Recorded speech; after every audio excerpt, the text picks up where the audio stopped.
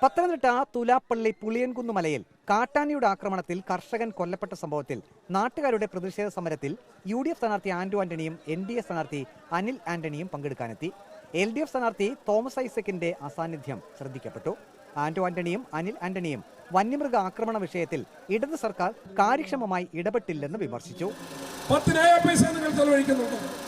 നിങ്ങൾ ഒന്നും ചെയ്യാതെ ഈ പാവപ്പെട്ട മനുഷ്യരെ വന്യമൃഗങ്ങളുടെ മുന്നിലേക്ക് നിർദ്ദയം എറിഞ്ഞുകൊടുത്ത് അവന്റെ കഷ്ടപ്പാടുകൾ നോക്കി ആനന്ദിക്കുന്ന ഒരു ഉദ്യോഗസ്ഥർ ഇവിടെ ഉണ്ടെങ്കിൽ നിങ്ങളുടെ ആനന്ദം ഞങ്ങൾ അനുവദിച്ചു തള്ളിയില്ല.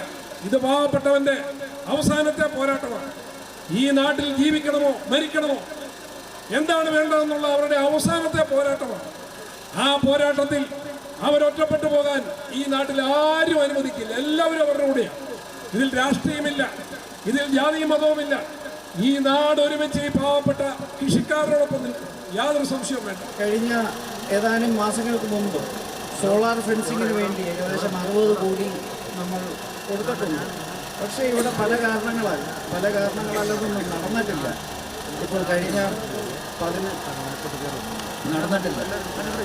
2 ടേമായിട്ട് LDFന്റെ ഒരു സർക്കാർ ഇവിടെയുണ്ട്. 15 വർഷമായിട്ടൊരു MP ഇവിടെയുണ്ട്. പക്ഷേ ഇത്രയുമൊക്കെ ആയിട്ടും എന്തുകൊണ്ടാണ് ഇങ്ങനെയൊരു പ്രശ്നം പരിഹരിക്കാൻ ആർക്കും പറ്റാത്തതെന്നുള്ളത് എൻ്റെ ഒരു ചോദ്യമാണ്.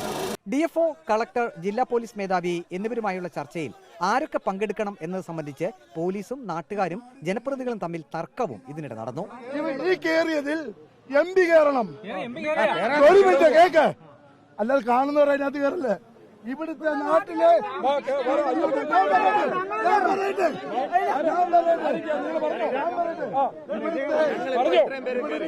നാട്ടുകാരുടെ ആവശ്യം ഒടുവിൽ രാഷ്ട്രീയം മറന്ന് എല്ലാവരും ഒറ്റക്കെട്ടായി.